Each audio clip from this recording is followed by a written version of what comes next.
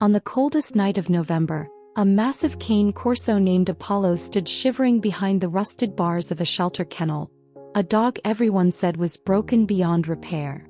But Rachel Bennett didn't see a monster. She saw a soul quietly waiting for someone to choose him even when the world never had.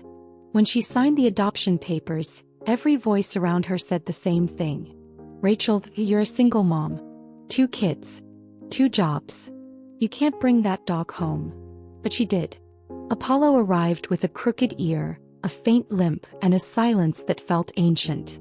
He didn't bark or growl.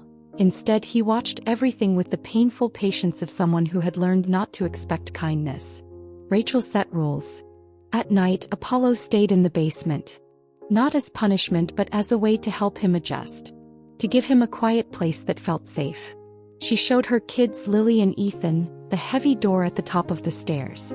You don't go down there alone, she said softly. Not because he's dangerous, but because he's scared. For 2 weeks, Apollo moved like a ghost, eating politely, lying on the old couch in the basement, observing the world as if deciding whether he belonged in it. But Lily saw something no one else did. Every time Rachel cracked open the basement door, Lily peeked inside. Apollo, from the shadows, lifted his head whenever he sensed her tiny footsteps. And for a moment, just a moment, his eyes softened. By week 4, the strange behavior started. Every morning, his water bowl empty, his food barely touched, and the couch still perfectly made like he hadn't slept in it at all. Where are you going at night? Rachel whispered one morning, staring at the untouched blanket. Then came the sound, the faint click of nails on concrete. Every night. Exactly 2:15 a.m. Then silence. He disappeared into that silence until dawn. And every morning she'd find him sitting upright, awake, watching the stairs as if waiting to be discovered. One night she decided she'd had enough guessing. At 2:10 a.m. she stood silently behind the door. At 2:15 Apollo rose, stretched, and padded toward the far corner of the basement, the old storage room Rachel never used. He nosed the door open and slipped inside. Her heart pounding, Rachel tiptoed down the stairs. When she gently pushed the door open, her breath caught in her chest.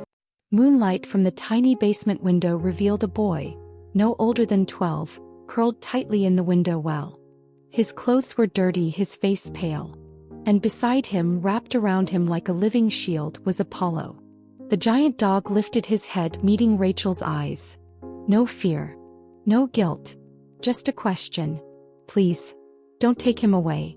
Rachel didn't step forward.